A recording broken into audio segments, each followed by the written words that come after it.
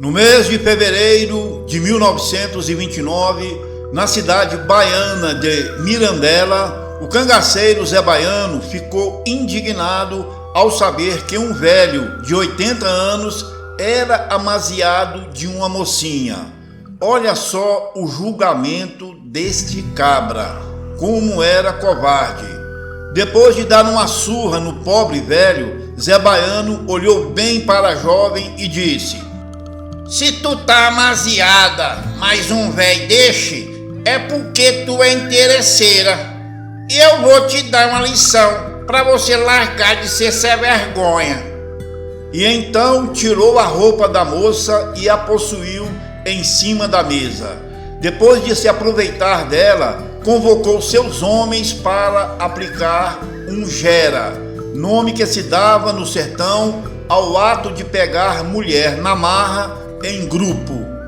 Por ser o chefe daquele subgrupo de Lampião, Zé Baiano não pegava fila, era sempre o primeiro a penetrar a vítima, sem precisar enfrentar o desconforto de entrar em contato com os fluidos dos outros cabras. A mulher foi comida para ela e o velho deixarem de ser sem vergonha, disse Zé Baiano. A moça estava chorando por ter passado aquela humilhação, mas Zé Baiano gostava. Aquilo não era nem cangaceiro, era a própria besta. Muitos anos mais tarde, o filho dessa moça, já homem feito, disse que nunca soube quem é o seu pai, e se era o velho amaziado da sua mãe ou se era algum cangaceiro. Mesmo existindo a possibilidade de ser filho consanguíneo de algum cangaceiro, o rapaz chamado Braga não aprovou o vexame e a humilhação que sua mãe passou, e que se o cangaceiro Zé Baiano estivesse vivo, ou qualquer cangaceiro daquele grupo, ele o mataria, mesmo correndo risco de algum deles ser o seu pai. Quando Maria de Déia, a futura Maria Bonita, estava junto ao bando de Lampião e os cangaceiros acompanhados de suas mulheres, estes evitavam as aventuras extraconjugais, o que contribuía para diminuir a ocorrência de estupros. Mas, se as esposas permaneciam nos acampamentos ou hospedadas em casas de coiteiros, os cabras não se furtavam às brincadeiras, mas sempre em subgrupos sem a presença do rei do cangaço. Porque Lampião não aprovava estupros de componentes do seu bando, sabendo que isso sujava a reputação de Lampião, considerado por muitos justiceiros e amigo dos pobres e oprimidos. Às vezes chegava aos ouvidos de Lampião que algum cabra seu pegou mulher na marra, e então Lampião fazia vistas grossas, fingia que nada sabia, mas anotava em seu caderno. Na terceira vez que o cabra cometia esta violência com pobres sertanejas, Lampião chamava o cabra para acompanhar um chefe de subgrupo, que o levava para a casa de um coiteiro. O chefe de subgrupo, às vezes Labareda, Luiz Pedro e Zé Sereno, amarravam o cangaceiro estuprador em uma árvore e falava para o coiteiro chamar a polícia. Isso mesmo, a polícia, que em 90% dos casos matava o cangaceiro ali mesmo, ou o levava para a justiça e ficaria preso por mais de 30 anos. Eita castigo brabo!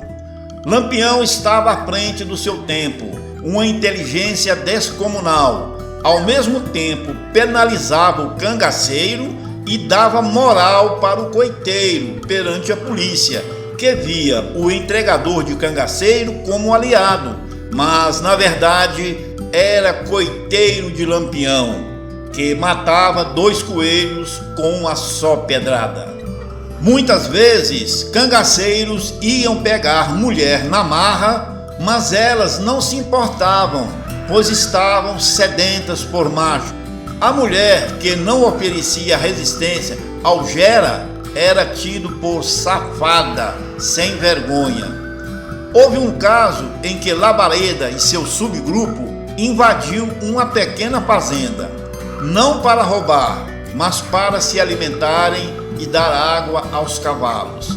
Labareda entra e dá de cara com 3 mulheres. Não tinha um macho na casa. Labareda ordena que elas fizessem comida para o bando.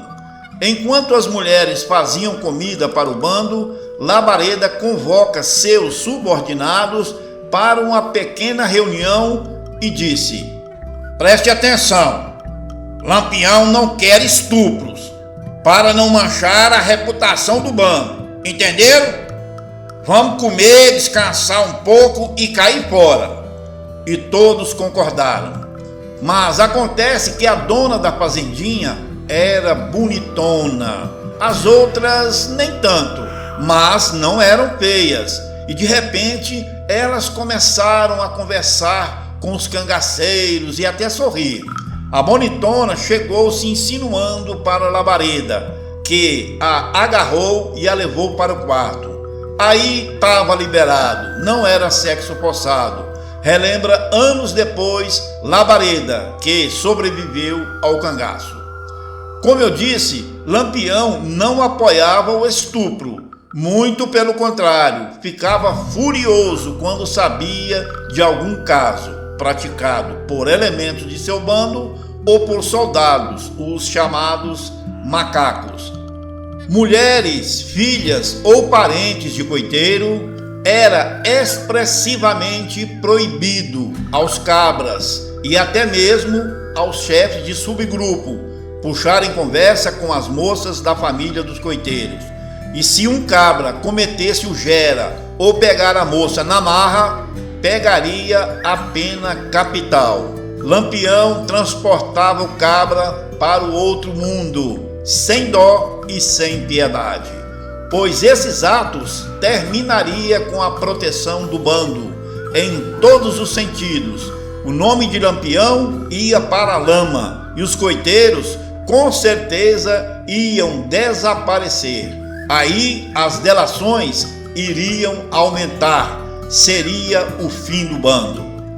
Em junho de 1930, após a comemoração de uma festa de São João na fazenda Várzea, na região de Santo Antônio da Glória, uma mocinha de 15 anos, filha de um coiteiro de Lampião, foi pega na marra pelo cangaceiro Sabiá. Naquela mesma noite, ao saber do acontecido, Lampião mandou fechar o paletó do cabra e mandou enterrar na frente do coiteiro. Dias depois, em outra fazenda, os cangaceiros Mourão e Mormaço pegaram 2 mocinhas de uma família aliada, coiteiros de primeiro escalão. Foi um baque para Lampião. O coiteiro Lázaro queria até pegar em armas para lutar contra o bando e disse a Lampião: eu sei que o senhor não tem culpa, mas eu vou começar uma guerra contra o seu bando. A minha família é grande e lamento que nossa amizade termine por aqui. Mas Lampião disse ao coiteiro: Lázaro, não precisa disso não, homem. Eu vou trazer os cabras aqui. Eu não tive culpa desse negócio, você sabe. Eu vou trazer eles aqui para você lavar a sua honra. Pode ser assim? Certo? Então traga esses malditos. Lampião estava furioso por causa de 2 cangaceiros ruins de serviço, beberrões e desobedientes. Quase acaba com a reputação de Lampião perante os coiteiros da região. E com certeza essa má fama se alastraria para outros sertões. O desejo falou mais forte do que a razão. Os 2 cabras haviam presenciado o fim de Sabiá e sabiam que fim os esperava. Depois do crime, prevendo o pior, fugiram. Com ordem de Lampião, dias mais tarde, os 2 foram cercados pelos antigos companheiros Gato, Gavião e Mané Revoltoso. A ordem era para trazerem os cabras vivos. Então foram levados à presença de Lampião, que levou os 2 cabras covardes à presença do coiteiro Lázaro e disse: Lázaro, eu prometi e cumpri. Tá aí os cabras que fizeram mal para sua tia. Eu lamento, que isso aconteceu. Mas faça o que quiser deles, o que quiser. E então o coiteiro Lázaro pediu o fuzil a um cangaceiro e meteu bala nos cabras que estavam ajoelhados e amarrados.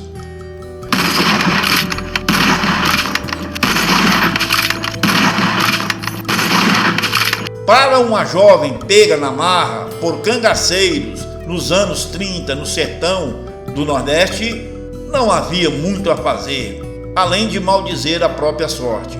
Ou então teria que relatar o caso a Lampião, que sempre tomava providências, mesmo se não fosse ato de seus cabras.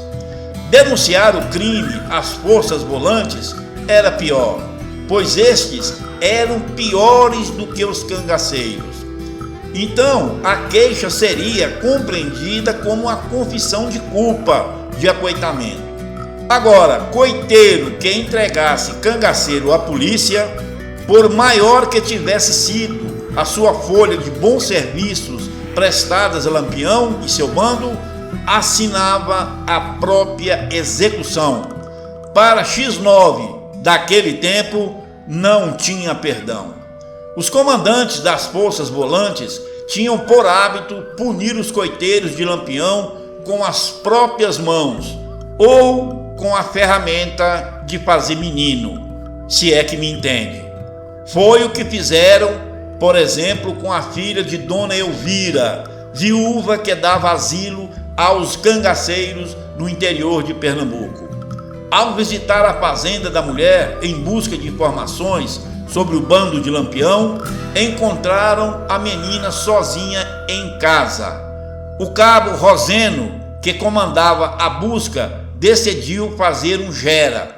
Se aproveitou dela na marra e, na sequência, a ofereceu aos colegas de trabalho. Depois da violência, a moça ficou desfalecida, desmaiada. Em vez de deixá-la naquele estado, pelo menos, o policial achou por melhor eliminar a pobre. Então, quando falo que policial da época era pior que cangaceiro, tá aí a prova. Em todo o cangaço não foi registrado com provas concretas esses crimes com execução da vítima, por parte de cangaceiros de Lampião. A perda da virgindade também condenava a jovem mulher sertaneja ao preconceito. Deflorada, tinha mais dificuldades para conseguir casamento. De uma futura esposa, esperava-se pureza absoluta. Isso naqueles tempos. Se você gostou da história, dê um joinha, se inscreva no canal, comente a sua opinião, porque eu fui!